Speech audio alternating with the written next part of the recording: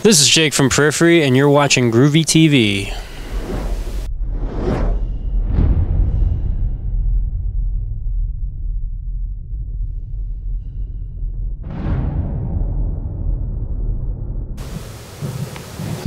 Hey, this is Groovy. I'm here with Jake from Periphery here at the Ogden Theater in Denver, Colorado. How are you, sir? I'm good. How are you? You're doing freaking awesome, dude. This Summer Slaughter thing is insane. Yeah. Good bands today. Yeah. How's it been treating you so far?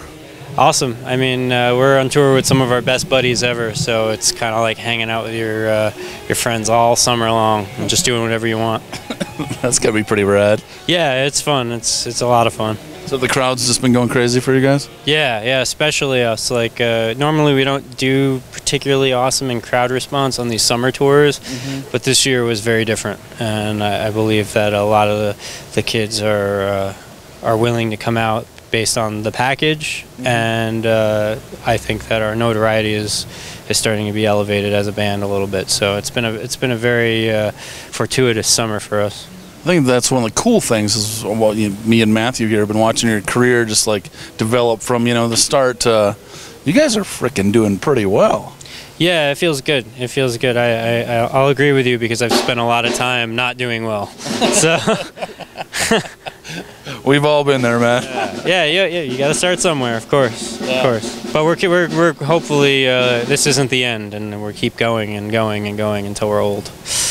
Actually, for your band, I don't see an end. I think you guys are a powerhouse. I think you got it right.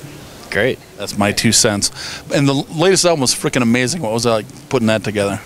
It's a little bit stressful, a little bit fun, a little bit getting to explore creative sides of ourselves that we haven't in the past. So it was. I will admit that it was surprising on how it turned out and how the reception was, because in the studio, the only thing you really focus on is like, okay, what's going to go wrong today, or what's our time restraint like, and you don't really think about it when it's done. But I think everybody did an excellent job, bringing the band together, and because we all have to keep each other together, like that's how it works in the studio for us. So it was. I mean, maybe at the time it was a little stressful, but we got what we got done and what we wanted to get done. So everything you wanted is on that record? More or less. I wish we had more time with it, because then we wouldn't focus on time so much when we were recording, because what we did was we went into the studio, started recording it, and then we got an offer to tour with Dream Theater. So we were like, okay, obviously you have to take that. So we stopped, went out of the studio, went on the road, went back and finished the album. So if we didn't have that break in there, it might have been a little bit easier to get the album out when we wanted to, but it still came out within a reasonable amount of time, and it's everybody's really proud of it. That's awesome, man. So after Summer Slaughter, what are you guys up to? We're going to be home for a couple of weeks, but then we're going right back out on tour. Can't say what, but it's going to be awesome, I guarantee it. It's another top secret, isn't it? Yeah. I know. I know everybody's like wants to hear the answer, but you will soon enough. Will you text me the answer as soon as you know? Yes. Very instant? Yes. I've been scrolling at the bottom here. I'll text you and I'll text Blabbermouth at the same time. Well, that's right. They'll pick this up anyway. They'll find some way to make fun of us as well. Yeah. And you were saying something about working on the next album, maybe? Yeah, we've actually been working on this next effort for quite a long time. It's just been a collection of songs that are all tied in and related to each other in some fashion. So we've been working on this since even before the first album came out. Not many people are aware of that fact, but now it's now that we got the first album, the EP, and the second album out, we can focus fully on this effort, and it'll be a true concept record. Really? Yeah.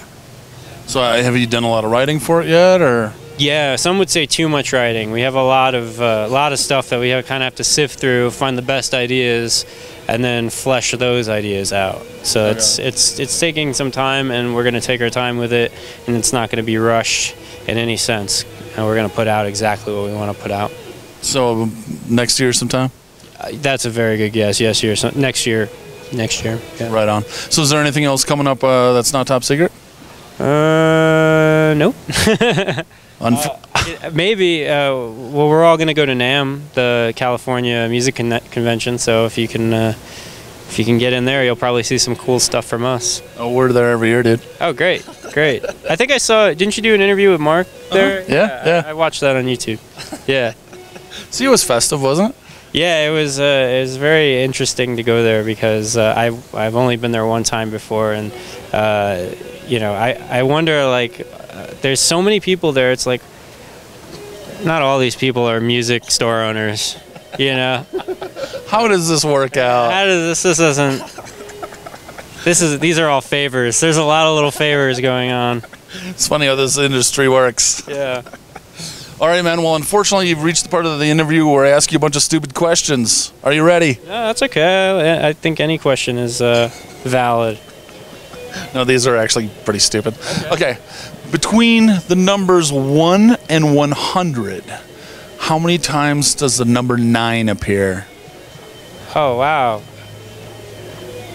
That's a very... 10? 11? I don't know. It's 20. 20? Okay. Yeah. All the 90s. I mean, you expected a musician to do math just there. Well, it's kind of the torture. We like to torture you guys, you know. Yeah. It's not hard enough being out on the road. Math will torture all of us. It's so funny because, like, we do a lot of basic math at the end of the night to count our merch sales and stuff like that, and we're all like, we're like trying to add like $30 to $156 or something like that. We're all just like throwing out the wrong answer. It's just like, if you math is one of those things that you have to practice, otherwise you just will not be good at it, no matter who you are. Well, it'll make you feel better. When I first heard that question, he's the guy who actually came up with it. I said 11. So. Yeah. No one gets it right. Yeah, you don't think of the first digit and when you get to the 90s. I'll make the next one easier, man. So besides music, what do you geek out on? Video games. Really? What kind? Mostly PC game. I just spat everywhere. I hope you got that. I hope that's in HD. I geek out over my girlfriend's tight little body. That's a good thing. Yeah, that's about it. What kind of video games do you play? Mostly PC, sci-fi games. I'm not really a console gamer unless it's like old school. Yeah. 16-bit, 8-bit games. Right on. Yeah, Matthew's a PC guy too. Cool. Yeah, that's the only way to go as far as I'm concerned. So. Yeah, I'm lame. I just like Xbox first-person shooters and stuff. I mean, I can get, it's fun to play those with your friends, but I don't have any friends, so. Me neither. Let's be friends. Yeah. So, like, I never end up buying a console. Right on, man. Thank you so much for your time. Thanks, man. Cheers. Yeah. This is Groovy. I'm here with Jake from Periphery, Ogden Theater, Denver, Colorado. Right on.